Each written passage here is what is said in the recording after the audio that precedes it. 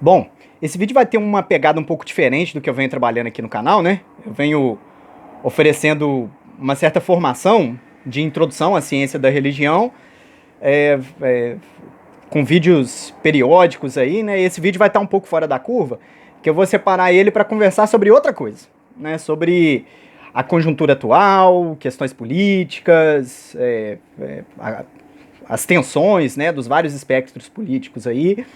É um vídeo curto, mas é necessário. Eu resolvi fazer porque, por conta de algumas questões aí de bastidor aí, mas eu acho que vai ser útil para não só mostrar a minha posição, mas para talvez ajudar alguém a entender o que tem acontecido com a gente aí. O ponto de partida meu vai ser essa cartilha que o Sistema Fecomércio, lá do Rio Grande do Sul, preparou, né? Tá aqui, Fecomércio, Sesc, Senac, criaram aqui essa cartilha sobre o que eles chamam de racismo sutil, né? Numa pegada bem liberal, né? Eles estão preocupados aqui com o nosso vocabulário, né? É uma questão aqui do que o Sistema Fecomércio está colocando, né? Dentro dos limites do liberalismo. Só que para comentar isso, né, como eu sou um cientista da religião incontornável, eu vou ter que fazer isso tomando como base também, não só a cartilha, mas a minha formação, né? Então, falando um pouco da história das religiões com vocês. Tem uma religião específica que todas as vezes que a gente vai falar sobre ela, a gente vira e mexe, fica meio sem saber direito, né? Se a gente está falando daquela religião ou se a gente está falando do capitalismo, né? Elas estão tão amalgamadas, assim, essa religião e o capitalismo, que a gente não sabe muito bem quem criou quem, né, quem demanda pelo quê. A gente só sabe que, em alguns momentos, ao falar de um, a gente fala do outro. E isso é o protestantismo, né? Quando as rupturas ali, no seio do catolicismo romano, começaram, aquilo gerou um condicionamento diferente do cristianismo, e esse cristianismo diferente, que surgiu ali a partir da ruptura do Lutero, foi tendo consequências que fugiram às ações dos agentes, né, consequências inesperadas para eles, e essas consequências geraram um mundo moderno, né, capitalista, tal como nós o conhecemos. Num dado momento da história do protestantismo, que eu acho que a gente tem que ter muita atenção com ele, que era um confronto ali entre reinados, entre basicamente ali o Reino Unido, né, a Inglaterra ali, e os Países Baixos, né, a Holanda. Esse confronto, ele tinha sucessivos ciclos de invasão de território, uns invadindo o território dos outros, né? Até que chegou no momento que surgiu um filósofo chamado John Locke, e aí ele escreveu um livro que eu quero indicar aqui para vocês, para que vocês entendam melhor o que é liberalismo, que é esse aqui, ó, Carta sobre a Tolerância, do John Locke. Essa versão aqui é muito legal, viu? Que tem uma introdução aqui do Ari Brito, é bem bacana aqui para poder entender quem é John Locke, né? Mas o que John Locke vai fazer? Ele vai escrever uma carta para o rei e vai falar assim, ó, rei, é o seguinte, esse negócio de você ficar tratando com ostensividade as pessoas de religião diferente da sua, tá dando problema. Porque todas as vezes que a religião minoritária é agredida, todo mundo sai perdendo. Todo mundo sai perdendo. Então, rei, é melhor que você trate bem as religiões diferentes da sua. A tolerância, ela traz mais vantagens do que a perseguição. É claro que o John Locke fala muito mais coisas do que isso. Aí você leia depois a carta para pegar todas as nuances. Mas o que eu queria pegar daqui é que o John Locke vai defender uma relação mais amistosa entre os diferentes. A relação mais amistosa entre os diferentes é mais lucrativa do que a perseguição. E num dado momento, isso é verdade. Isso é verdade, isso se impõe como fosse de verdade. Por quê? Porque pensa bem o que acontecia na Europa, né? O protestantismo todo fragmentado, com diferentes tendências, né? Diferentes seitas, né? Que era o nome que se usava. Por exemplo, quando o território estava sob domínio calvinista, os calvinistas iam e lascavam fogo naqueles que eram do outro cristianismo. Aí quando estava sob domínio anglicano, por assim dizer, aí eles iam e queimavam os pertences, queimavam a plantação dos calvinistas. Resultado, ciclos de fome. Ciclos sucessivos de fome, porque um acabava com os bens do... E uma coisa que é importantíssima do John Locke é o direito à propriedade, né? O primeiro direito é a propriedade. Depois é que você vem, né? A sua vida é uma propriedade, então você tem o direito à vida, e daí você deriva. Mas o liberalismo, ele funciona nessa chave.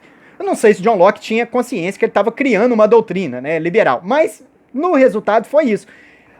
O liberalismo se impôs pela força das ideias, né, e à medida em que as relações foram ficando mais amistosas, o capitalismo pôde se desenvolver. Perceba, gente, John Locke é anterior à Revolução Industrial. Certo? Se você não resolve o problema das guerras religiosas sem capitalismo, sem desenvolvimento tecnológico que gerou o capitalismo tal como nós o conhecemos.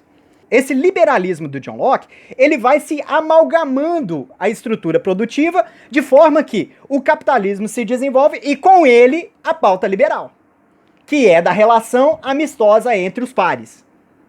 Entre todo mundo? Não. Entre pares. Gente que tem a mesma condição que você.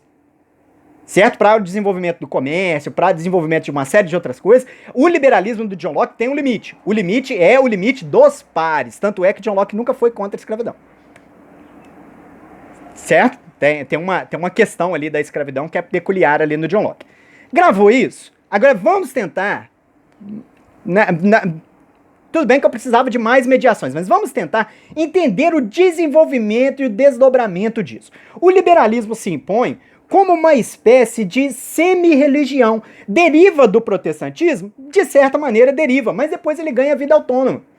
Né? Esse conceito assim, de semi-religião, né, muito usado aí por alguns filósofos aí estadunidenses, né, tem um pouco a ver também com o conceito de religião secular, que os franceses usam. Mas o que acontece na prática? São coisas que funcionam como religião sem ser religião. Elas ganham força de doutrina.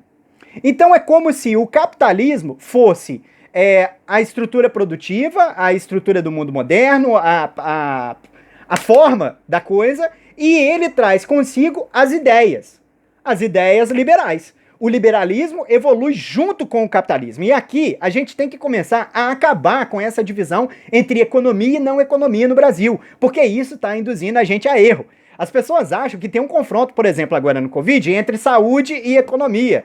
Né? As coisas são muito mais amalgamadas do que vocês pensam. Ou então um confronto entre pauta identitária e pauta econômica.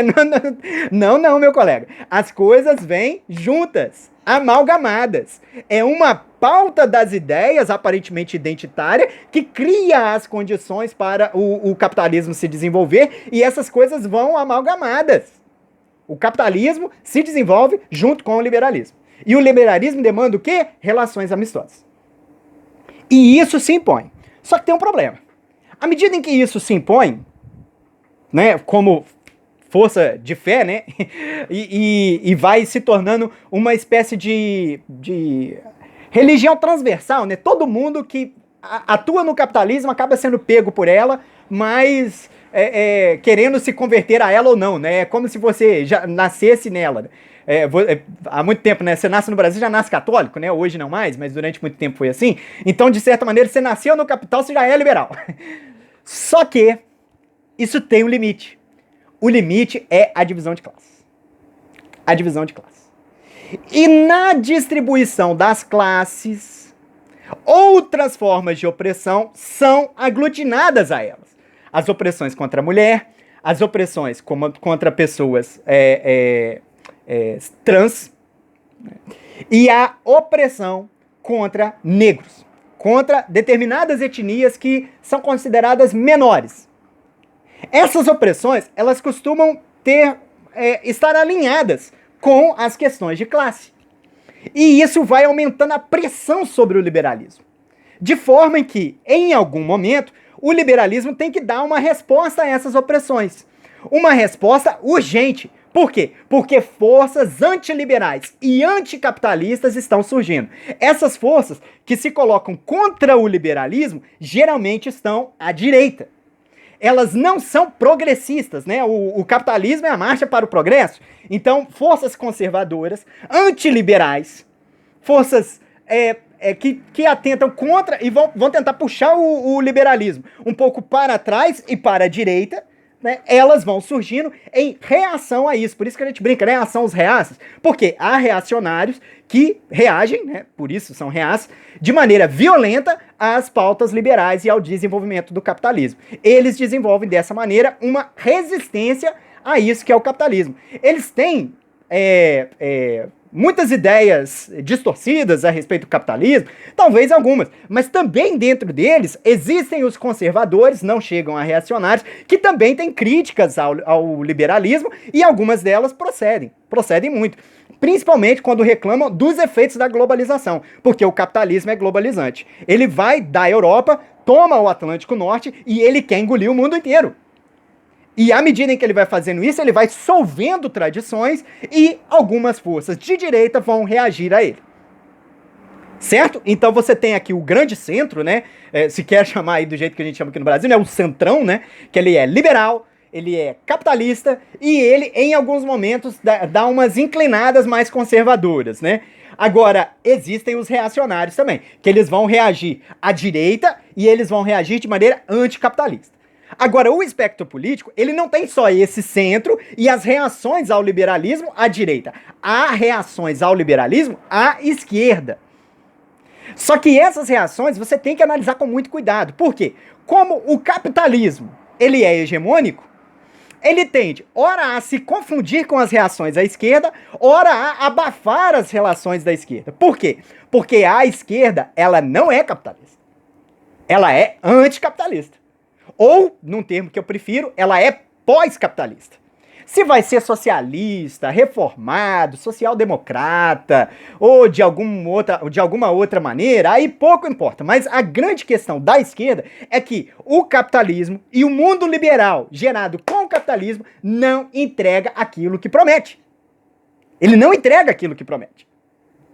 E aí a esquerda vai surgindo uma reação que ela é acima e à esquerda. Ela não deixou de ser, de certa maneira, progressista, só que ela entende que esse progresso está torto. Inclusive, uma parte dela não vai gostar do termo progressista.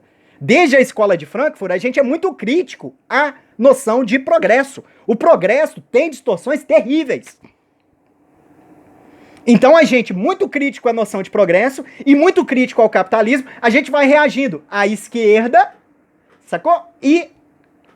Mas tentando manter uma marcha. De certa maneira, em algumas coisas a gente tem em parecido com os liberais, mas de uma certa maneira a gente também está reagindo contra o capitalismo. Agora coloque isso no mundo neoliberal. O mundo de hoje em que, de certa maneira, todas as propostas não capitalistas sumiram de vista. Certo? A gente fala aí de comunismo, de socialismo aí, mas é muito mais retórica do que prática. A China é um brutal capitalismo. Um capitalismo autoritário, que nada tem. Cuba, né? Cuba está cada vez mais se abrindo. Né? Não tem mais resquício de socialismo real, se é que algum dia existiu no mundo.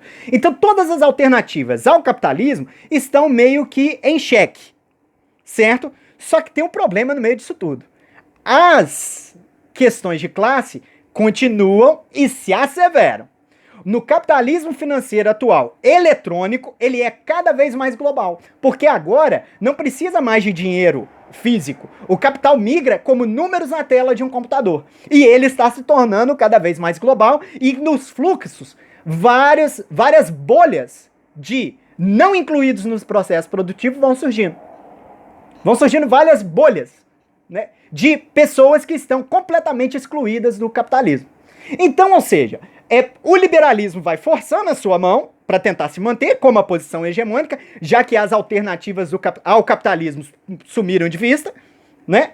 E ele vai se colocando como a grande igreja do mundo moderno, né? Que tem um dogma, né? Qual que é o dogma do liberalismo, né? Fora do capital não há salvação. E aí ele vai se colocando, só que as bolhas estão se inchando. Os bolhões de esquecidos, de não inclusos no sistema produtivo, eles vão se inchando. E chega uma hora que eles podem explodir. Aí o que eles fazem? Eles forçam a pauta liberal. Eles colocam a pauta liberal em xeque. E essa cartilha sobre racismo sutil é reflexo disso. É o liberalismo encalacrado. Como ele não consegue enxergar saída fora de si mesmo, porque é gerado junto com o capitalismo, ele tem que reforçar a questão das relações amistosas entre os pares, que é a questão lá do protestantismo antigo, né? Lá do século XVI, XVII, XVIII, quando a gente faz, de certa maneira, as revoluções também, a Revolução Industrial, a Revolução das Comunicações e dos Transportes, né? Então, essa lógica liberal, ela tende a se exagerar, a se exacerbar. Por quê? Porque ela quer abafar tantas alternativas à direita, porque elas são muito radicais e podem levar a desastres, né? Quanto as alternativas à esquerda, porque olham para a esquerda e só enxergam Stalin, que também foi um desastre. Só que isso é o passado. Isso nada diz respeito ao futuro. No presente, a gente tem uma alternativa à direita.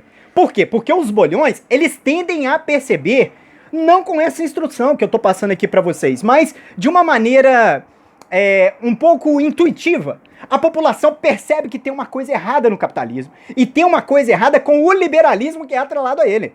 O liberalismo não está entregando aquilo que promete, como Marx dizia. Certo? A população percebe isso e ela tende a querer reagir ao sistema. E aí qual que é a questão? Enquanto a esquerda não assumir uma posição de crítica ao liberalismo, o que vai acontecer? Ela vai se confundir com o próprio sistema liberal.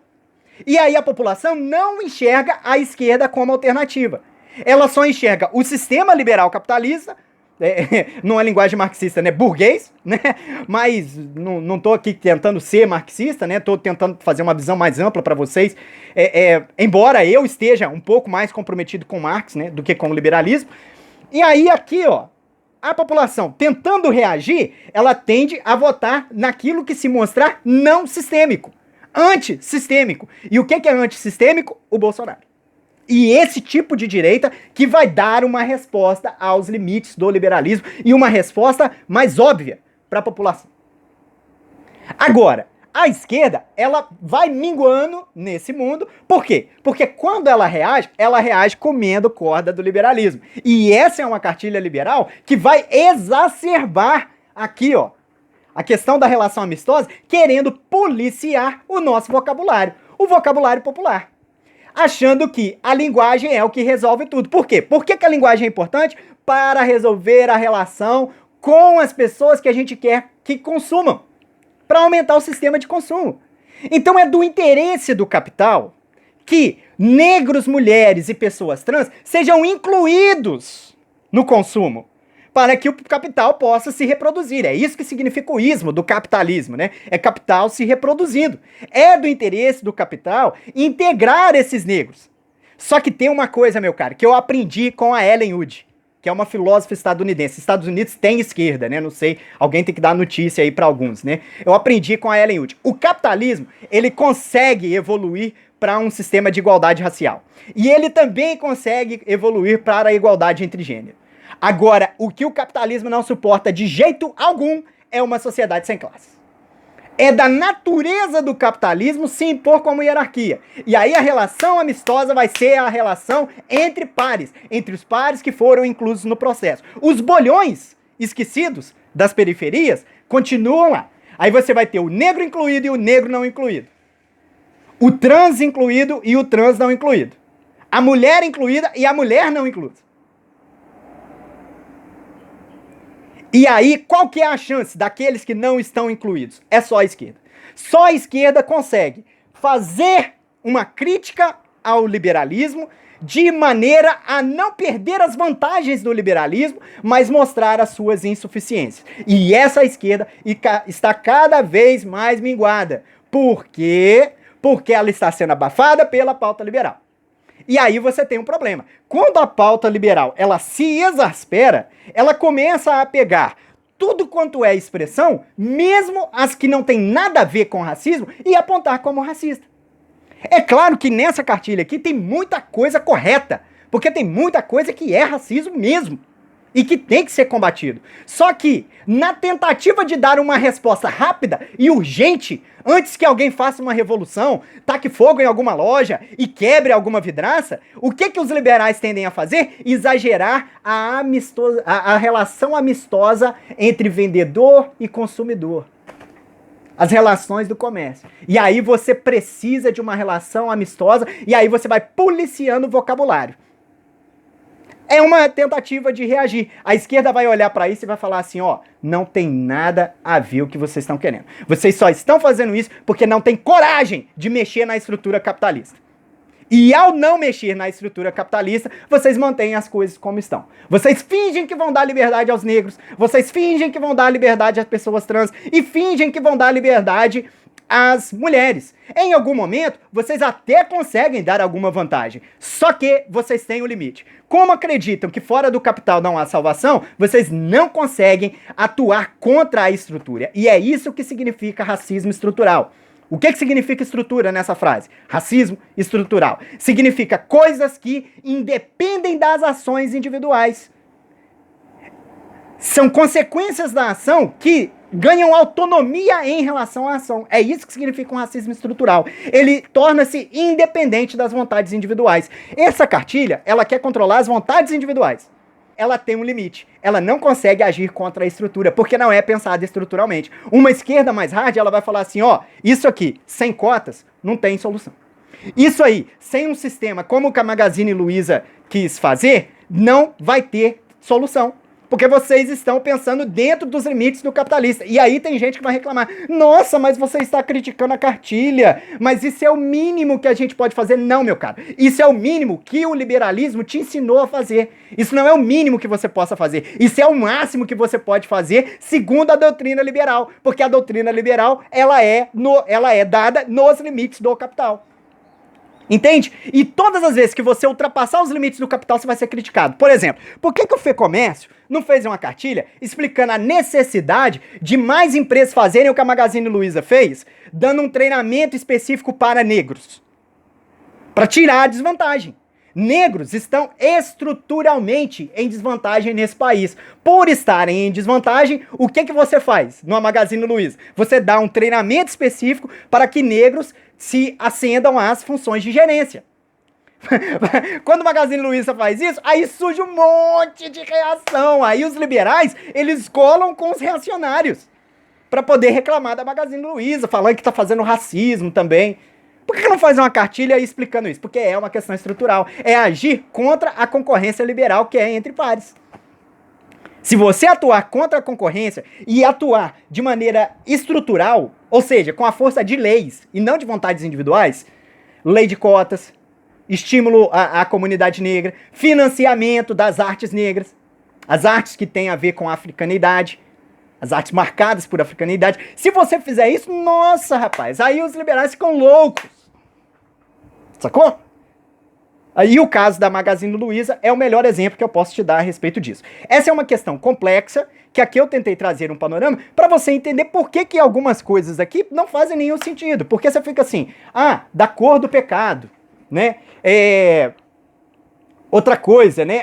A coisa tá preta, né? A população fala a coisa tá preta, gente, sem ter nenhuma conotação racista. É porque a coisa tá difícil. Aí fala que a coisa tá preta. Assim como se fala deu um branco. Deu um branco é uma questão negativa, mas que nada tem a ver com pessoas brancas. Não significa simplesmente que eu esqueci. A gente tem que aprender a usar a língua de maneira devida. E aí, antes de terminar, né? O problema dessa cartilha não é só no exagero perder o funcionamento de uma língua, né? Que a língua é viva. Se você ficar fazendo uma arqueologia da língua, você simplesmente não vai falar mais, porque várias palavras foram geradas em situações de opressão. Ou você acha que tinha um socialismo original que gerou a língua com qual Adão conversou com Eva e que depois as situações de opressão é que criaram as palavras preconceituosas? Não, filho. A língua é toda marcada por situações de opressão. Agora, o que manda na língua é o uso, é o contexto. Você não pode pensar como um algoritmo, né, que é 0 ou 1. Né, as coisas, essa expressão é racista. Não, é racista dentro de determinado contexto. Você tem que sempre interpretar o contexto para saber se é racismo ou não. Mas os liberais não. Como eles estão encalacrados e não podem sair do capitalismo, a única chance que eles têm é policiamento do vocabulário alheio. É o policiamento do vocabulário popular. E o pior, gente, quando esse policiamento do vocabulário popular se mantém, ele nos afasta dos bolhões que hoje estão assumidos pela direita. Eu não sei se você reparou na eleição de São Paulo, mas Boulos cortou um dobrado para tirar voto da periferia. E se Boulos tem dificuldade em tirar voto da periferia, você imagine Ciro, Haddad, Marina, Manuela Dávila, nenhum deles é tão popular quanto Boulos. E Boulos teve dificuldade. Por que teve dificuldade? Porque todas as vezes que a população olha para o Boulos, só enxerga essa censura liberal. Enxerga a pessoa que fala mal da minha religião, da minha forma de falar, fala que eu sou racista, que eu sou fascista, que eu sou machista, que eu sou misógino, palavras que eu nem sei pronunciar. É assim que a população olha para a esquerda hoje em dia, como grandes censuradores que se misturam ao sistema liberal. Então, ou a gente começa a agir com forma mais estrutural, dando respostas pragmáticas a como a gente vai superar as opressões, e isso passa pela economia, porque se não resolver a questão econômica, não tem como criar soluções para as outras formas de opressão de maneira eficiente. Né? As pessoas querem resolver as coisas, mas tudo passa pela economia. Né? Então, ou você reza nessa igreja, né, do liberalismo, ou você toma alguma posição, ou à direita ou à esquerda. Escolham que caminho vocês querem seguir. Né? Eu vou para a esquerda. Até mais.